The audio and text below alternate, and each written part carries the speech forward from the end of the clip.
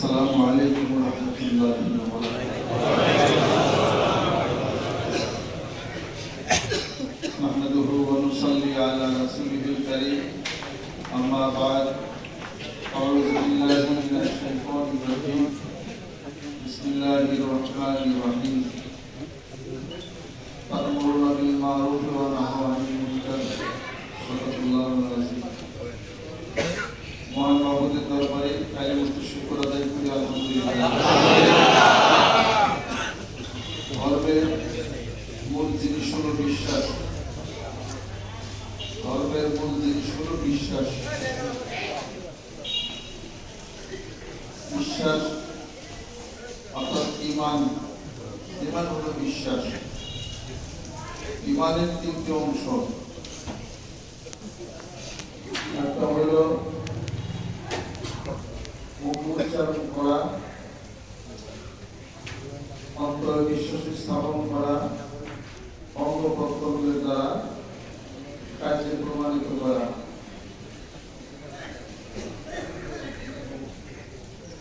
এই তিনটি হলো মূল জিনিস। তার মধ্যে এই তিনটির মধ্যে একটার উপরে সব নির্ভর করে, সেটা হলো তাসদীক বিল জানান, অন্তরে বিশ্বাস। অন্তরে যাদের কর্মকতা আছে, নেফাকি আছে, বাহিরের প্রতিকারীরা কোনো লাভ নাই। মুনাফিকরা এরকম ছিল, আল্লাহ নবী সাল্লাল্লাহু আলাইহি ওয়াসাল্লামের সাথে আসছেন, নামাজ পড়ছেন, মাথা টুপিয়ে নিয়েছেন, দাড়িও রাখছেন, কিন্তু আবার মুনাফিকি করছে। দুই ধরনের আচরণ তারা করছে। ওয়াইজা লাকুল্লাযিনা আমানু ক্বালু আমান্না ওয়াইজা খালাউ ইলা শায়াতিন ক্বালু ইন্না মা'কুম ইন্নামা নাহনু মুস্তাহজিউন। আল্লাহু ইস্তাহজিউ বিহিম ওয়া ইয়ামুদ্দুহুম ফি তুগয়ানিহিম ইয়াহমাহুন। উলাইকা আল্লাযিনা ইশতারাউ ad-দালালাতা বিল-হুদা ফামা রাবিহাত তিজারাতুহুম ওয়া মা কানু মুহতাদিন। এরা যখন মুসলমানদের সাথে যখন মিলিত হয়েছে, তখন বলছে আমরা তোমার সাথে আছি, তোমাদের সাথে আছি। যখন তাদের দলের সাথে মিলিত যখন হয়েছে, তখন বলছে যে আমরা মুসলমানদের সাথে গেছিলাম, আমরা ঠাট্টা বাজনা করলাম। আল্লাহ বলতে সবই ঠিক পাই, তাদের মাথা চুরি ছিল মুনাফিক। রাসূল বলেন আমার দরবার 300 থেকে 350 মুনাফিক আছে। বাড়ির নাম জানি, পিতার নাম জানি, সবই জানি। অতঃপর রাজা বলি ইয়া রাসূলুল্লাহ সিনিয়া দেন কল্লাহ হয়ে দিল। আল্লাহর রাসূল চুপ থাকলেন।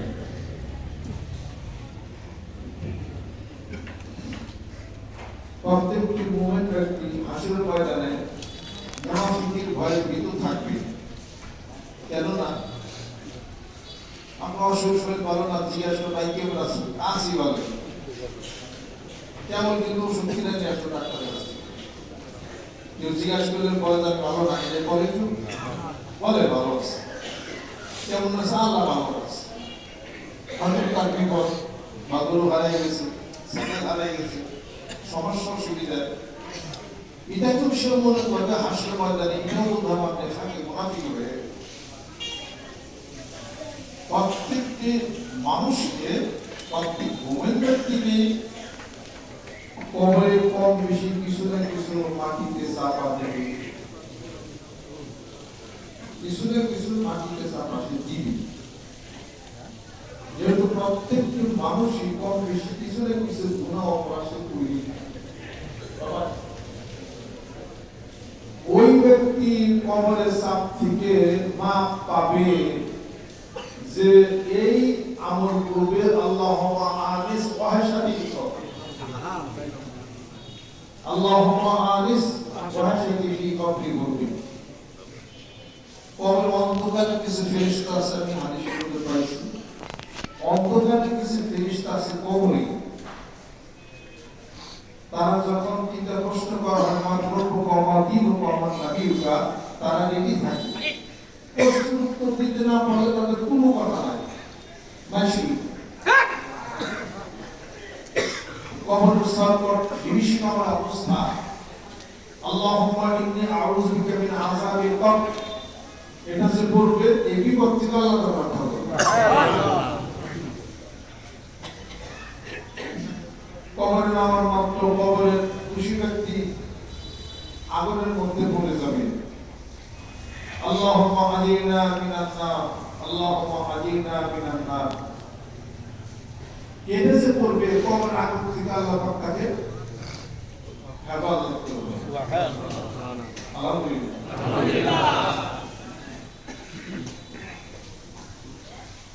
হযরতে ঈসা আলাইহিস সালাম তিনি মৃত জীবিত করতে পারতেন, আল্লাহ পাক তাকে এই মর্যাদা দান করেছিলেন। তার কবরের সামনে গেলেন, নোট করছে যে এই কবরের যে আছে তাকে জীবিত করে দেখান। কবরের কাছে যে তিনি বললেন, এই কবরে কে আসো, আল্লাহর হুকুমে দাঁড়াও। তখন কবর থেকে ধুলাবালি মাথা অবস্থায় কাঁপতে কাঁপতে একটু উঠে বসছে। ঈসা আলাইহিস সালাম জিজ্ঞাসা করেন, তুমি কে? আমি নূহের পুত্র শাম, নূহ আলাইহিস সালামের পুত্র শাম। কত আগের কথা, নূহের পুত্র শাম, 4,000 বছর আগের কথা। ঈসা আলাইহিস সালাম বলতেছেন, তুমি কাঁপতেছো কেন? তোমার শরীরে ধুলাবালি মাখানো? আমি কাঁপতেছি, আমার শরীরে জ্বর আসছে। জ্বর আসতে কাঁপতেছ, তুমি তো 4,500 বছর আগে চলে গেছো।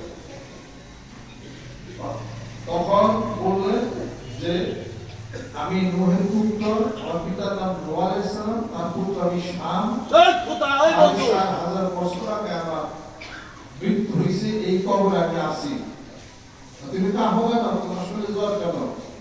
4,500 বছর আজরাইল যখন আমার জান কবজ করছে, তখন আমি যে ভয় পাইছিলাম, আমার শরীরে যে অবস্থা হয়েছিল, সেই ভয় সেই জ্বর আমার আইসো আছে।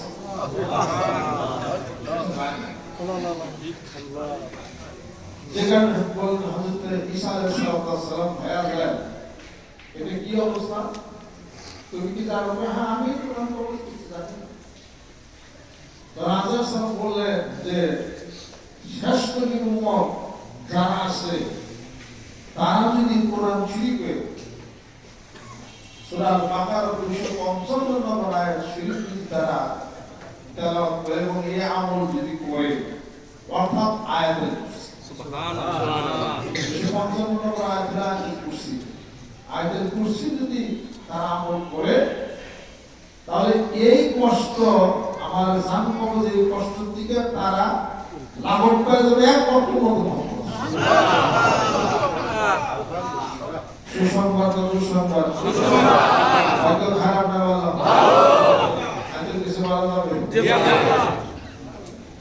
আজম বললেন যে আয়াতের কুরসি আমল করবে, আমি আজরাইল তার জানটাকে এমন ভাবে কবজ করবে এতটুকু, একটা বাচ্চা শিশু খোদার যন্ত্রণা সে কান্নাকাটি করবে, মা তাকে কুলিয়ে বুকের দুধ দিবে, এই তো কষ্ট ছিল।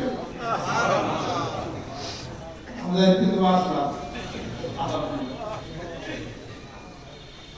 আসে এই ব্যক্তি আয়াতের কুরসি পড়বে, কোন হিসাব ছাড়া ওই দিন সে জান্নাতে যাবে। প্রত্যেক ফরজ নামাজের শেষে যদি কেউ আয়াতের কুরসি কোন হিসাব নাই, বললে কিছু করে পকেট মারে যাবে হাতে থেকে, আমার কি অবস্থা? জায়েদের কুরসি 5 ওয়াক্ত নামাজের পরে হেতু পকেট মারেই তো কত ঠিক ঠিক পকেট মারে শুরু করে শুরু দিবে, আই কিছু বলে কয়েকদিন মধ্যে পকেট মারা থাকবে না। ইন্নাস সালাতা তানহানিল ফাহশাই ওয়াল মুনকার, এই আয়াত শরীফের সাথে নজর হলো এক ব্যক্তি এসে বলতেছে, ইয়া রাসূলুল্লাহ সাল্লাল্লাহু আলাইহি ওয়াসাল্লাম, সে তো নামাজ পড়ে আমার শরীরে সব কামিয়ে করে,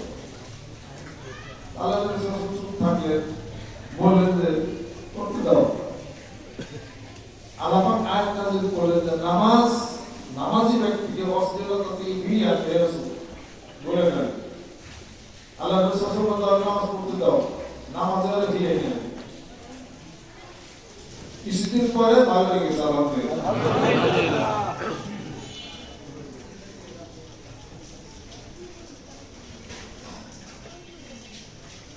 আর হাদিসের মধ্যে পাইছি পৃথিবীর সমস্ত শক্তি কোরআন শরীফের মধ্যে। কোরআন শরীফের সমস্ত শক্তি আয়াতুল কুরসির মধ্যে। আয়াতুল কুরসি সমস্ত শক্তি ওয়ালা ইয়াউদুহু হিফযুহুমা ওয়া আলিল আযীম এইটার মধ্যে। সুবহানাল্লাহ।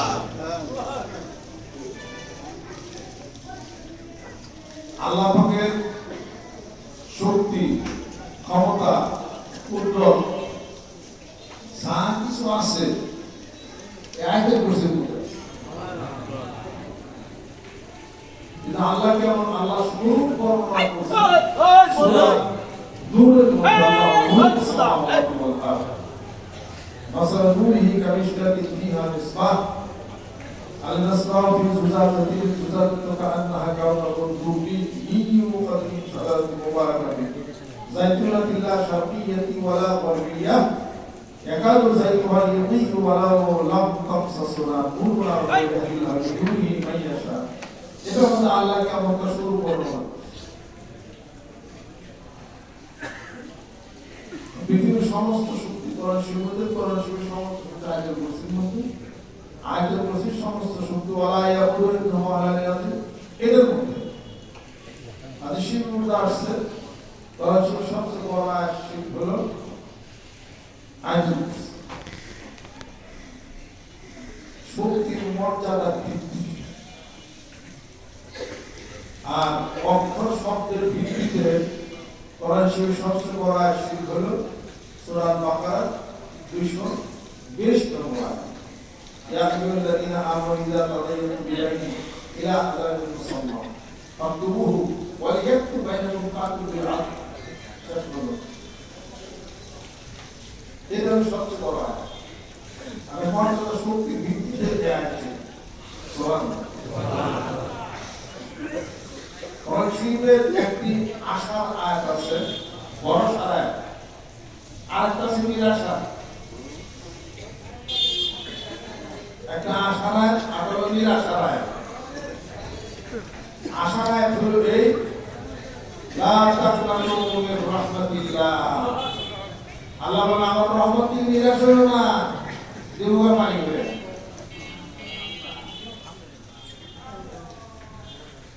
আর কারো নিরাশা নাই, চিন্তার কোন টেনশন, সেটা হলো فَمَن يَعْمَلْ مِثْقَالَ ذَرَّةٍ خَيْرًا يَرَهُ وَمَن يَعْمَلْ مِثْقَالَ ذَرَّةٍ شَرًّا يَرَهُ। এটা হলো সবচেয়ে চিন্তা। তার মানে এক সার্বভৌম পরিমাণ যদি আপনি ভালো করে আসলে বলেন প্রযুক্তি ভালো আল্লাহ দেখাবেন তা আপনি পাবেন। এক সার্বভৌম পরিমাণ যদি গুনার কাজ করেন অপরাধ পুনরাবৃত্তি প্রাপ্ত হবেন, চিন্তার কথা নেই।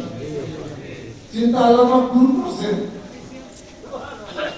করছেন আল্লাহ। কিভাবে? لا يكلف الله نفسا إلا وسعها لها ما كسبت وعليها ما اكتسبت। আল্লাহ বলেন মানুষের পাড়ার উপর অতিরিক্ত কোনো বোঝা চাপাই দেব না, যেহেতু সে মনে মনে অনেক গুনাহ অপরাধের চিন্তা চেতনা করে। শিরকের মধ্যে আসে একজন মানুষ যখন গুনার কাজ যখন করে তখন একটা গুনাই লেখা হয়, গুনার কাজের চিন্তা করলে গুনাহ লেখা হয় না। যদি গুনাহ করে একটা গুনাহ লেখা হয়। বিপরীতে যখন একটি মানুষ সওয়াবের নিয়তে কোনো কাজ করার জন্য নিয়ত করে, সওয়াবের নিয়ত করে কাজ করার নেকের আমলে, তখন থেকে নেকের আমল লেখা শুরু হয়। যখন নেকের আমল 1 থেকে 10 থেকে 700 পর্যন্ত যায় তাহলে সবাই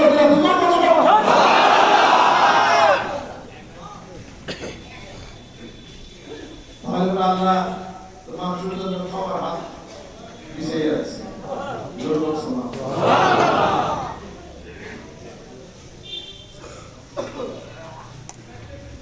আশিকরা করছেন তাকমুনা বিল মারুফ ওয়া নাহওয়া আনিল মুনকার অর্থ কি আমার সে ভালো জানেন আপনারা সৎ কাজে আদেশ অসৎ কাজে আল্লাহ প্রত্যেকটা মানুষকে তার আমলের কষ্ট দিয়ে কাজটা করছিলা কেন কষ্ট কিভাবে কষ্ট কেমনি কষ্ট সব কষ্ট মানুষকে প্রত্যেকটা কাজের প্রশ্ন তারা করা হয় তাকে যে জ্ঞান দেওয়া হয়েছে তার ভিতরে সে যা জানে না এই আছে এটা প্রশ্ন করা হবে হাসরের ময়দানে ফেরেশতারা করবেন আল্লাহ নিজে করবেন আল্লাহ নিজে করবেন বান্দা কিছু প্রশ্ন আল্লাহ পাক নিজে করবেন কিছু প্রশ্ন ফেরেশতারা মানুষের ফেরেশতা করবে কবরে যখন নামানো হবে তখন ফেরেশতারা প্রশ্ন করবে কি ফেরেশতার নাম মুনকার নাকির মুনকার নাকির ফেরেশতা প্রশ্ন করবে আর হাসরের ময়দানে আল্লাহ পাক বলেন বান্দা আমার সামনে দাঁড়াবে আমি তারপরে প্রশ্ন করব বাবা এই প্রশ্নটা আল্লাহ পাক নিজে করবে এক প্রশ্ন করবে যে তুমি এই দোষ দিয়ে অপরাধ কেন করছো বান্দা যদি আল্লাহর কাছে যদি দুনিয়াতে চায় আল্লাহুম্মা হাসিবনি হিসাবান ইয়াসীরা আল্লাহ সহজ হিসাব তুমি আমাকে দাও অপরাধী এই দোষ যে বান্দা দুনিয়াতে স্বীকার করছে এবং এই দোয়া করছে হাসরের ময়দানে আল্লাহ পাক তার বিচারটাকে সহজ করে দিবেন সুবহানাল্লাহ আল্লাহ পাক নিজে প্রশ্ন করবেন এই কোন অপরাধ তুমি কেন করছো বান্দা উত্তর দিবে আল্লাহ ভুল করছি মাফ করে দেন আল্লাহ পাক বলেন আমার পর্দার আড়ালে পর্দার আড়ালে নিয়ে তাকে অতীতের জান্নাতে পাঠিয়ে দিবেন সুবহানাল্লাহ এই কাজ রেডি করতে হবে দুনিয়া থেকে সুবহানাল্লাহ সুবহানাল্লাহ এরপরে বান্দাকে প্রশ্ন করা হবে তুমি জানতা তোমাকে যে দেওয়া হয়েছিল সেটা কি তুমি গোপন রাখছো না মানুষের নিকটে তুমি প্রচার করে দিয়েছো বলে জীবনেও মানতিয়া মানবিল জামিন মিন্নার তার জানা দিন যখন প্রচার করে নাই তাবলীগ করে নাই জানিয়ে দেয় নাই মানুষদেরকে দাওয়াত দেয় নাই তখন তাকে পুলিশমায়া মানতিয়া মানবিল জামিন মিন্নার তখন তার মুখের মধ্যে একটি আগুনের বেরি পায়দা হবে আল্লাহ রাব্বুল আলামিন তার প্রশ্ন করবেন তোমাকে যে অর্থ দিয়েছিলাম টাকা দিয়েছিলাম কোন কোন কাজে এই টাকা পয়সা ব্যয় করেছো কিভাবে অর্জন করেছো এবং কোথায় ব্যয় করেছো আমি আল্লাহ কি ঘোষণা করি নাই ওয়ামিন্না রাসাকনাহুম লিউনফিকুন আমি যাদের রিজিক দিয়েছিলাম পৃথিবীর বুকে আমার ওই রিজিক থেকে আমার বান্দা নেকের কাজে ব্যয় করেছে ওই বান্দা উত্তর দিবে আল্লাহ এই কাজে ব্যয় করেছি আমি ঘরে বসে থাকি নাই তোমার পক্ষ থেকে কোরআন হাদিস শরীফের যা কিছু জানছিলাম তা মানুষের নিকটে আমি পৌঁছাইয়া দিয়েছি সুবহানাল্লাহ বাল্লিগু আন্নি ওয়ালাউ আয়া ওয়াহাদিস বানি ইসরাঈল ওয়ালা হারাজ আল্লাহ নবী সাল্লাল্লাহু আলাইহি ওয়াসাল্লাম বলেন একটি কথা হলো পৌঁছাইয়া দাও সুবহানাল্লাহ এরপর আল্লাহ পাক প্রশ্ন করবেন তোমাকে যে বলছিলাম এগুলো তুমি কোন কাজে ব্যয় করেছো এই কথাগুলি প্রশ্নগুলি মহাপ্রভু একটি মানুষকে সামনে দাঁড়িয়ে প্রশ্ন করবেন আর বাকি প্রশ্ন বাদগুলি ফেরেশতারা করে আল্লাহর পক্ষ থেকে জোরে জোরে কথা সুবহানাল্লাহ এই আল্লাহ মানুষ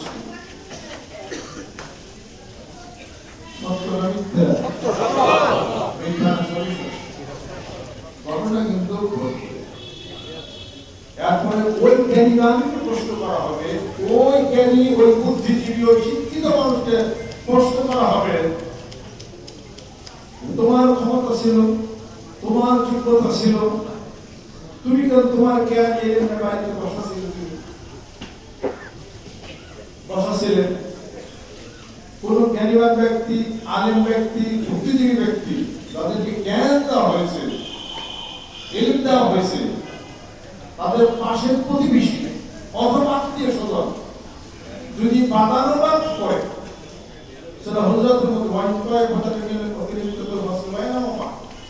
বাদানুবাদ হয়, মনোমালিন্য হয়, তর্ক বিতর্ক হয়, কাজে ঝগড়া হয়, তাহলে ওই ব্যক্তিকে প্রশ্ন করবেন, তুমি কেন দুজনের মধ্যে সমাধান করার জন্য আগে যাও না?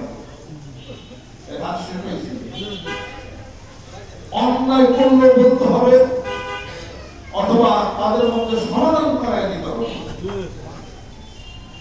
মুসলমান দুই পক্ষ, দুই ভাই বা আত্মীয় স্বজন যদি বিরোধিতামূলক কিছু হয়, তর্ক বিতর্ক হয়, আসলে হুমাইনা হমা, তোমরা বসে থেকো না, সন্ধি করে দাও, শান্তির প্রতিষ্ঠা করে দাও। যদি তার না হয়, তাহলে বিজ্ঞ ব্যক্তি, ওই জ্ঞানী ব্যক্তি, ওই আলেম ব্যক্তি, যার ক্ষমতা ছিল, বলার অধিকার ছিল, হাসরের ময়দানে এইটুকু প্রশ্ন তাকে পাওয়া হবে। আর আপনি যদি মনে করেন যে আমার ভেজালে যাওয়ার দরকার নেই, আমি একটু বেশিতে ভালো আছি, ভালো নাই, মৃত্যুর পরে ধরা হবে, আপনি ভালো নাই, আমি ভালো নাই, এটা কিন্তু পুঙ্খানুপুঙ্খ হিসাব কিন্তু দেওয়া হবে। এটা মিসপারা হাম্পাতিন, এই যে ভালো জিনিসের যে গণনা লাভ করবে অনুপরিমাণ, এটাও মন্দ জিনিসের অনুপরিমাণ করবে। শুধু আল্লাহ পাক তার রাসূলের খাতিরে মাফ করে দিয়েছেন, অন্তরের চিন্তা চেতনা কুফেল পরিকল্পনা ইউহাসিবুকুম বিল্লাহ আয়াগফিরু মান ইয়াশা ওয়া ইউ'আযযিবু মান ইয়াশা আল্লাহু আলা কুল্লি শাইইন কাদির।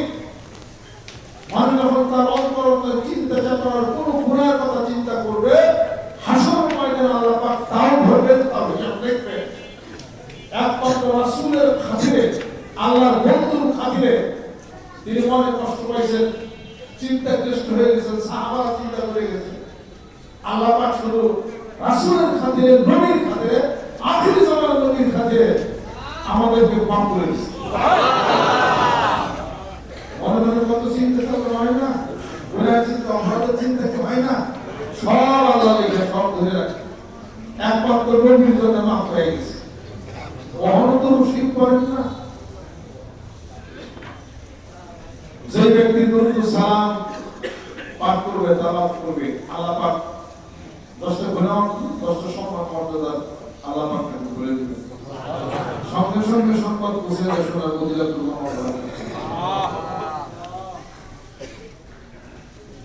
অতএব অন্যায় কাজের প্রতিরোধ করবেন, বলবেন, প্রতিবাদ করবেন, শক্তি থাকে প্রতিহত করবেন, শক্তি না থাকলে বলবেন, পারেন না, দূরে দাঁড়িয়ে ঘৃণা করতে হবে,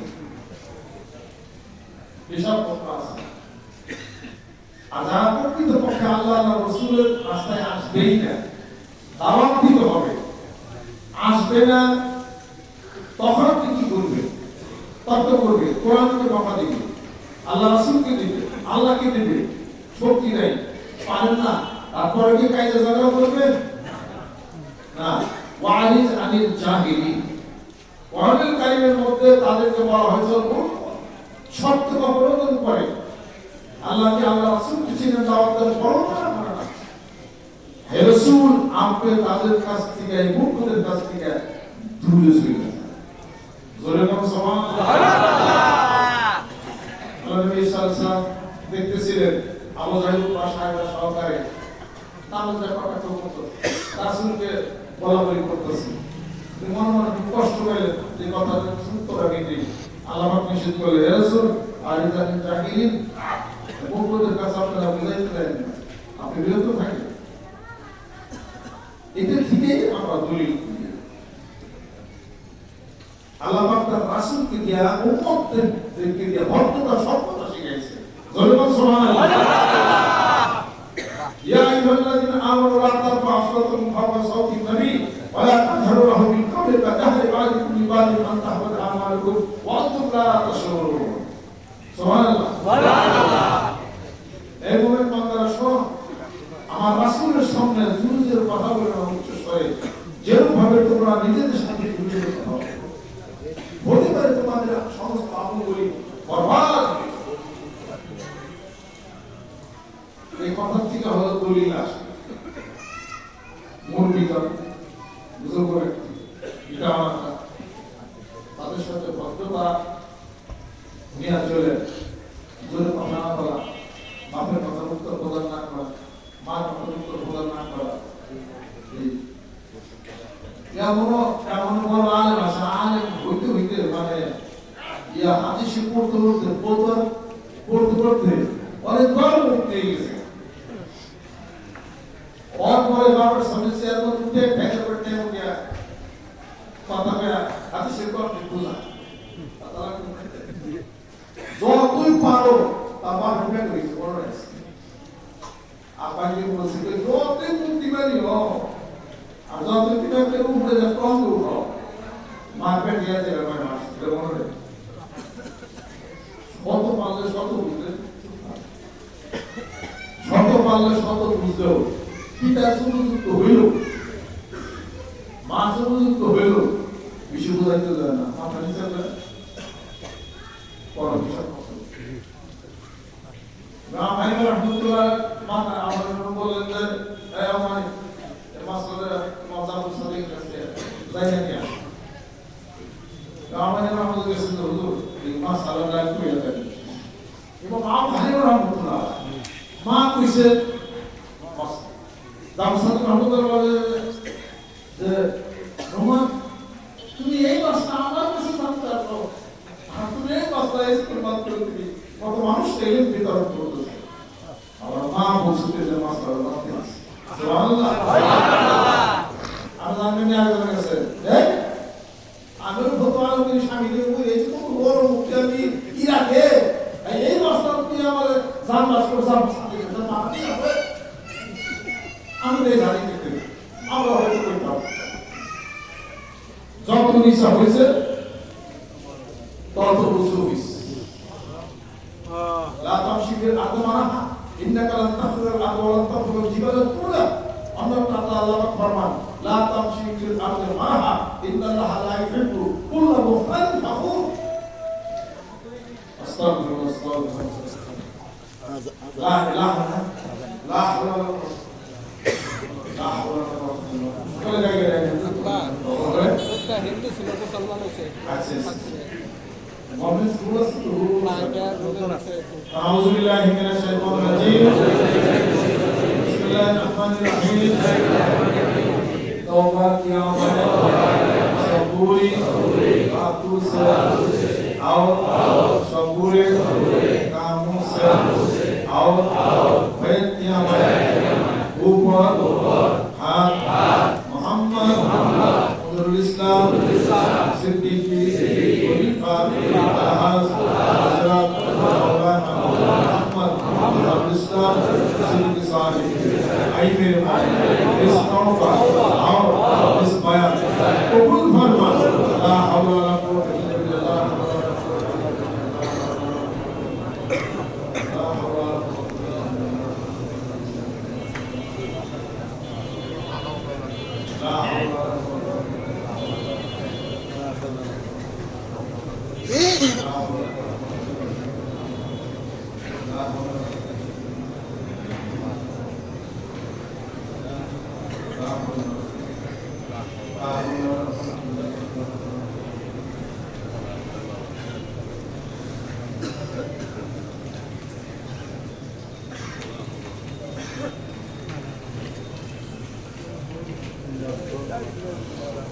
اللهم آمين. ربنا آتنا في الدنيا حسنة وفي الآخرة حسنة وقنا عذاب النار. আল্লাহ গুনাহগুলো তুমি মাফ করে দাও, আল্লাহ মেহেরবান হয়ে যাও, এদের কপটতা সব দূর করে দাও, আল্লাহ কাজগুলো সব দূর করে দাও, আল্লাহ সবাই মানায় দাও, রহমত বরকত করো আল্লাহ, সর্বদা রাতে ইবাদত করতে কবুল করে নাও, ইবাদত করতে কবুল করে নাও, পাক পরিবেশ কবুল করে নাও, আপনি সদা কবুল করে নাও, তোমার ওলি বানায় দাও আল্লাহ, সকলের হায়াতে মানায় দাও, বিপদ মুক্তি করে দাও, যে সংসারে কন্যা সন্তান আছে, আল্লাহ একটা সন্তানের ব্যবস্থা করে দাও। আল্লাহ যাদের সন্তানরা দিনে গৃহে পার করে দাও আল্লাহ, তুমি বলে দাও কামার আল্লাহ মাহফিলের হাদিয়াত আমার পিতামাতার রুহুল উপর পৌঁছে দাও। তাদের পিতামাতা হলে ইন্তেকাল করেছেন, তাদের রুহুল উপর হাদিয়া পৌঁছে দাও। তোমাদের বেহেশতের বাগান বানিয়ে দাও। وفضل امر الى الله ان الله بصير بالعباد وحق كلمه طيب لا اله الا الله